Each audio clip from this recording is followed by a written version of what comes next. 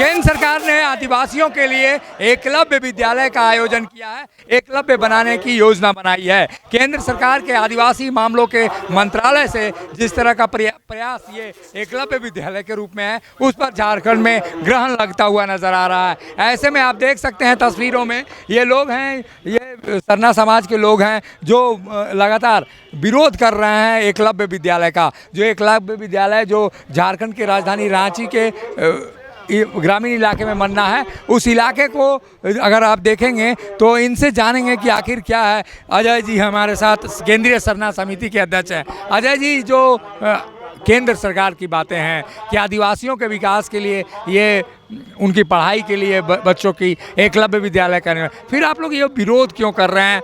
जो केंद्रीय मंत्री अर्जुन मुंडा हैं वो कहते हैं राजनीतिक साजिश की जा रही है इसको लेकर। देखिए, सबसे पहले तो मैं ये स्पष्ट कर देना चाहता हूँ कि हम लोग स्कूल का विरोध नहीं कर रहे हैं। जो जगह है हमारा अमर शहीद वीर बुद्धू भगत के नाम से जो टुंगरी है 51 एकड़ जो ज़मीन है, उस ज़मीन पर ना बना जाए, बस इसी का विरोध है। क्योंकि शिक्षा का सबको अभाव है, शिक्षा सबको चाहिए, वो किसी भी जाति धर्म का हो, सबको शिक्षा चाहिए।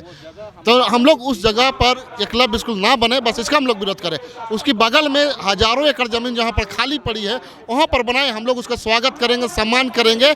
ये आदिवासी समाज इसको बात रखती है। लेकिन हमारा जो अस्तित्व जहाँ जुड़ा हुआ, जहाँ हमारा वीर बुद्धू भगत जो स्वतंत्र सेनानी के नाम से जिसको हम लोग जानते हैं, जिसके नाम से पूरे देश के लिए लड़ा, वैसे व्यक्ति पे, उस स्थान पे जिसको परिवार का भी बलिदान दिया गया, खून बहा, सैकड़ों लोगों ने उस स्थल पर लड़ते हुए अंग्रेजों से खून बहा। सर वहाँ पर अमर शहीद वीर बाबा का सर भी धड़ वहाँ से काटा, अपने तलवार से खुद काटे। अब उस स्थान पे हम एकलव्य स्कूल कैसे बनाने देने जाए, ये बताइए हमको। जो केंद्रीय मंत्री अर्जुन मुंडा हैं वो कह रहे हैं कुछ लोग नहीं चाहते हैं कि आदिवासियों के बच्चे पढ़ें। नहीं, देखिए, हम अभी स्पष्ट कर देना चाहता हूँ कि आदिवासी क्यों नहीं पढ़ें। आदिवासी पढ़ेंगे जरूर, लेकिन आप देखेंगे तो कितने ना जाने सरकारी स्कूल बने और कितने बंद हो गए और कितने बंद होने के कगार पे ही है। सिर्फ वहाँ पर ही, सिर्फ उसी स्थान पर एकलव्य स्कूल पर ही एकलव्य स्कूल बने, बाबा शहीद बाबा वीर बुद्धू भगत का स्थल पर, तभी पढ़ेंगे। ये तो उचित नहीं है, ये सही नहीं है। उसके बगल में बनाए ना भाई, हम तो बोले कि वहाँ बगल में बने और वहाँ पर हम लोग बनने के लिए पूरे तरह का सहयोग देने के लिए भी सक्षम है। जमीन है वहाँ पर, अरे हजारों एकड़ जमीन है वहाँ पर। जो सीओ है वहाँ पर के, जो लोकल सीओ, उस सीओ से आप बात करेंगे तो पता चलेगा कि उसके अगल बगल इर्द गिर्द हजारों एकड़ जमीन जो खाली पड़ी है, गैर मजरूआ जमीन है, इसे जो खाली पड़ी है वहाँ पर बनाए। हम तो स्वागत करते हैं। देव कुमार धान है, इस पूरे आंदोलन को एक तरह से धार देने का काम कर रहे हैं। पूर्व मंत्री भी हैं और कई बार विधायक रहे हैं मांडर विधानसभा क्षेत्र से। देव कुमार जी, ये आंदोलन जो है, आंदोलन में कहा जा रहा है कि जो आदिवासी के बच्चे हैं, आदिवासी समाज के जो बच्चे हैं, उनकी पढ़ाई में व्यवधान डालने का ये सुनियोजित साजिश भी कहा जा रहा है। देखिए, पहला जो आरोप लगा रहे हैं उनको खुद ही नहीं पता है कि वीर बुद्धू भगत कितने हमारे वीर थे, कितने क्रांतिकारी थे। तो उस 51 एकड़ जमीन में ही एकलव्य विद्यालय क्यों, हम मंत्री जी से पूछना चाहते हैं। दूसरे जो चान्हो प्रखंड में हजारों एकड़ जमीन है, उसमें एकलव्य विद्यालय क्यों नहीं?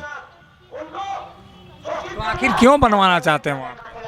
अब ये तो अर्जुन मुंडा बताएंगे ना कि वो वीर बुद्धू स्मारक स्थल का 51 एकड़ में ही क्यों बनाना चाहते हैं, और उस प्रखंड के हजारों एकड़ जमीन खाली है, वहाँ वो क्यों नहीं बनाना चाहते हैं? ये तो उन्हीं को जवाब देना होगा ना।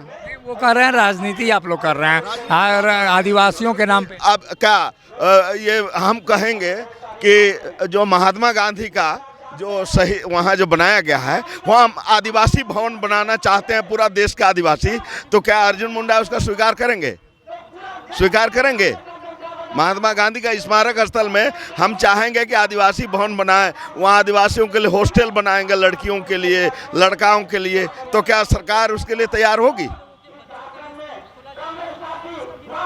तो 51 एकड़ में क्यों? हम लोग तो कह रहे हैं कि 51 एकड़ के बाद आप जहाँ भी निर्माण कराना चाहते हैं आप कराइए, हमें कोई आपत्ति नहीं है। लेकिन वीर बुद्धू भगत के स्मारक स्थल को जो आप मिटाने का जो प्रयास कर रहे हैं, ये हम लोग नहीं होने देंगे। इसलिए 20 एकड़ ज़मीन जो उसके नाम से जो बंदोबस्त किए हैं उसको आप रद्द करिए, और 51 एकड़ ज़मीन जो है वीर बुद्धू भगत स्मारक स्थल के नाम से आप बंदोबस्त करिए, और जो है चानों प्रखंड में कहीं भी आप बनाइए स्कूल, हम लोग को कोई आपत्ति नहीं। केंद्रीय मंत्री का कहना है कि जो 20 एकड़ जमीन है वहाँ पे 20 एकड़ लेने से कोई स्मारक स्थल को नुकसान नहीं पहुँच रहा है। हाँ, तो अगर वहाँ जो महात्मा गांधी में भी 50 एकड़ है तो वहाँ हम लोग को भी 30 एकड़ जमीन दे दे, जहाँ हम लोग आदिवासियों के ये यूपीएससी के छात्र छात्राओं के लिए 1,000 बेड का हॉस्टल बनाएंगे और एक आदिवासी भवन बनाएंगे बड़ा।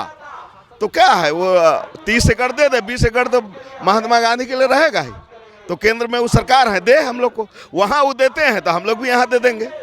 लेकिन इस टकराहट के बीच आदिवासी छात्रों का नुकसान, बड़ा नुकसान होगा। नहीं है, ये माननीय मंत्री का जो है हम क्या कहेंगे, उनका विवेक मर गया है कि कोई शहीद के खिलाफ जो है उनको समझना चाहिए, सम्मान करना चाहिए कि देश जो है इन तमाम शहीदों के कारण आज़ाद हुआ ना, और आज वो मंत्री भी हैं तो इन्हीं शहीदों के कारण आज वो मंत्री हैं।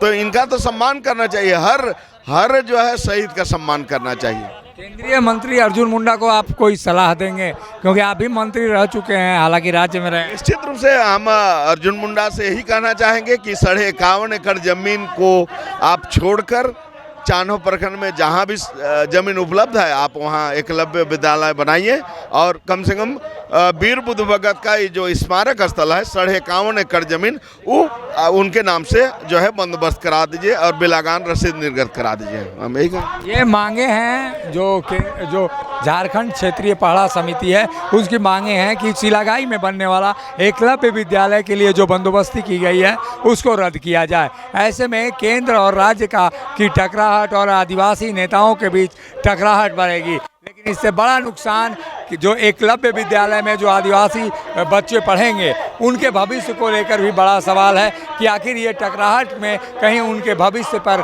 ग्रहण न लग जाए। सहयोगी संजय के साथ अशोक कुमार, मुखर संवाद, रांची।